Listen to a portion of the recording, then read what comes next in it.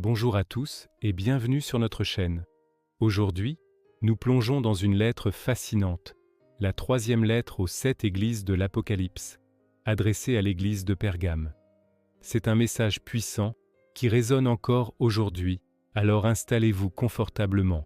Nous sommes dans Apocalypse, chapitre 2, versets 12 à 17. Le message commence ainsi, écrit à l'ange de l'église de Pergame.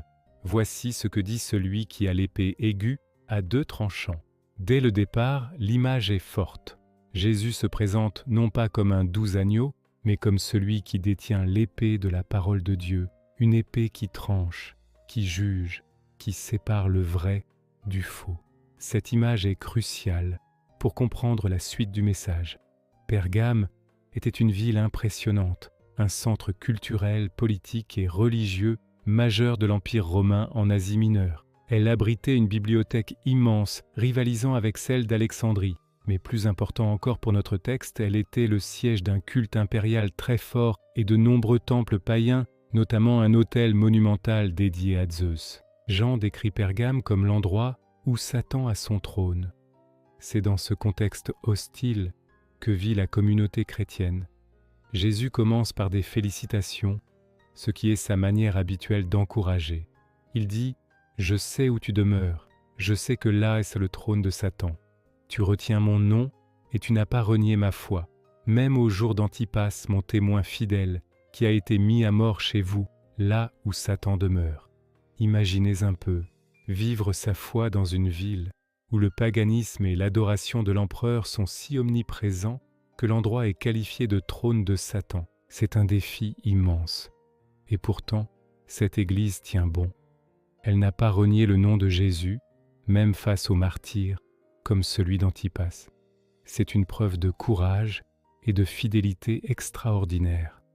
Antipas, ce témoin fidèle, est un symbole puissant de la résistance face à la pression du monde. L'église de Pergame a donc de solides fondations, mais comme pour la plupart des églises, il y a un « mais ». Et c'est là que le message devient un avertissement sévère.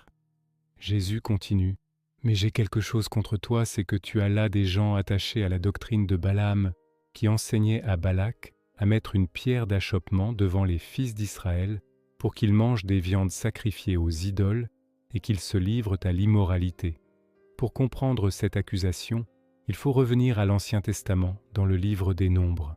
Balaam était un prophète que le roi Balak avait engagé pour maudire Israël. N'y parvenant pas, Balaam a suggéré une stratégie plus insidieuse, inciter les hommes d'Israël à participer aux fêtes païennes des Moabites. Ces fêtes incluaient des repas avec des viandes sacrifiées aux idoles et des actes d'immoralité sexuelle liés au culte de la fertilité. Le but était de corrompre le peuple de l'intérieur, de le détourner de Dieu en mélangeant le sacré et le profane. À Pergame, le même piège se répète. Certains membres de l'Église, sous l'influence de cette doctrine de Balaam, participent aux pratiques païennes. Dans une ville comme Pergame, les guildes de métiers, les événements sociaux, la vie publique en général étaient souvent liés à des sacrifices aux idoles. Participer à ces repas était une manière de s'intégrer socialement et économiquement.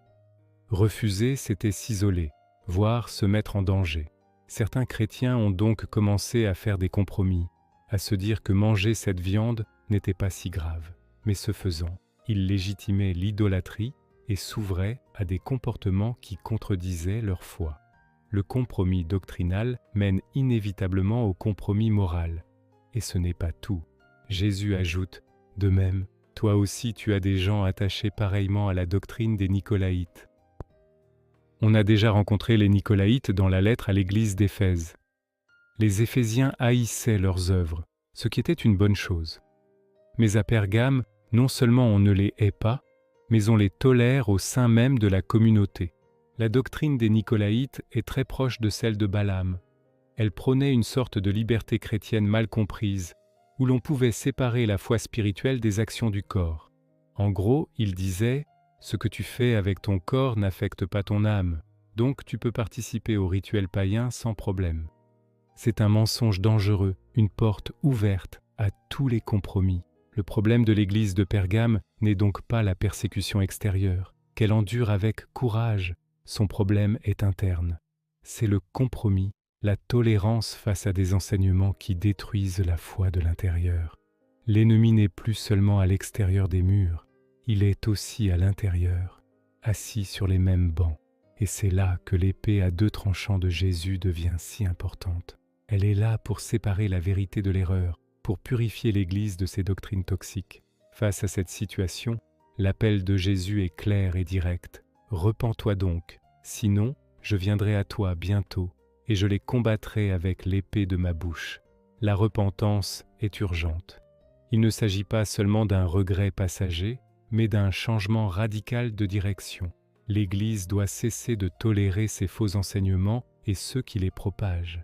Si elle ne le fait pas, Jésus lui-même interviendra. Notez bien qu'il ne dit pas « je te combattrai », mais « je les combattrai », désignant ceux qui suivent ces fausses doctrines. Cependant, l'Église entière souffrira de ce jugement purificateur. L'épée de sa bouche, la parole de Dieu, exposera et jugera l'erreur. Mais après l'avertissement vient la promesse. C'est la beauté de l'Évangile. Jésus conclut en disant que celui qui a des oreilles entende ce que l'Esprit dit aux églises. À celui qui vaincra, je donnerai de la manne cachée et je lui donnerai un caillou blanc. Et sur ce caillou est écrit un nom nouveau que personne ne connaît, si ce n'est celui qui le reçoit. Analysons ces promesses incroyables. D'abord, la manne cachée. La manne était la nourriture que Dieu a donnée aux Israélites dans le désert. C'était le pain du ciel. Jésus lui-même se décrit comme le vrai pain de vie descendu du ciel. La manne cachée symbolise donc une nourriture spirituelle profonde, une communion intime et personnelle avec Christ. Contrairement aux viandes sacrifiées aux idoles qui corrompent, cette manne nourrit et sanctifie. C'est la récompense pour ceux qui refusent les compromis du monde. Ensuite, le caillou blanc avec un nom nouveau. Il y a plusieurs interprétations possibles. Dans l'Antiquité, un caillou blanc pouvait servir de jeton d'acquittement dans un tribunal, signifiant non coupable. C'est une belle image du pardon et de la justification que nous recevons en Christ. Il pouvait aussi servir de laissez-passer pour des fêtes ou des banquets importants. Dans ce cas, il symboliserait notre invitation au festin des noces de l'agneau. Et ce nom nouveau, ce n'est pas juste une nouvelle étiquette. Dans la Bible, un nom représente l'identité profonde, le caractère d'une personne. Recevoir un nom nouveau de Dieu signifie recevoir une nouvelle identité, transformée à l'image de Christ. C'est un nom que seul Dieu et le croyant connaissent, ce qui souligne l'intimité de cette relation. C'est la promesse d'une transformation complète et d'une communion personnelle et unique avec notre Sauveur. Alors, quel est le message pour nous aujourd'hui? L'Église de Pergame nous met en garde contre le danger du compromis doctrinal et moral. Il est facile, dans une culture qui est souvent hostile ou indifférente à la foi, de vouloir s'intégrer, d'adoucir les angles, de tolérer des idées et des comportements qui sont contraires à l'Évangile pour ne pas faire de vagues. Mais Jésus nous appelle à la fidélité, à tenir ferme la vérité de sa parole, même si cela a un coût. Il nous demande d'être vigilants face aux naines doctrines de Balaam et des Nicolaïtes modernes, qui cherchent à infiltrer l'Église et à nous faire croire que nous pouvons servir Dieu et le monde en même temps. La bonne nouvelle, c'est que nous ne sommes pas seuls dans ce combat. Celui qui a l'épée à 2 tranchants est avec nous, non pour nous condamner, mais pour nous purifier et nous fortifier. Et les promesses faites aux vainqueurs sont extraordinaires. Une nourriture spirituelle qui satisfait vraiment, l'assurance de notre pardon et de notre nouvelle identité en Christ, et une relation intime avec lui pour l'éternité. Puissions-nous tous avoir des oreilles pour entendre ce que l'Esprit dit aux églises, rejeter tout compromis et nous attacher fermement à Jésus, le seul qui peut nous donner la manne cachée et le caillou blanc.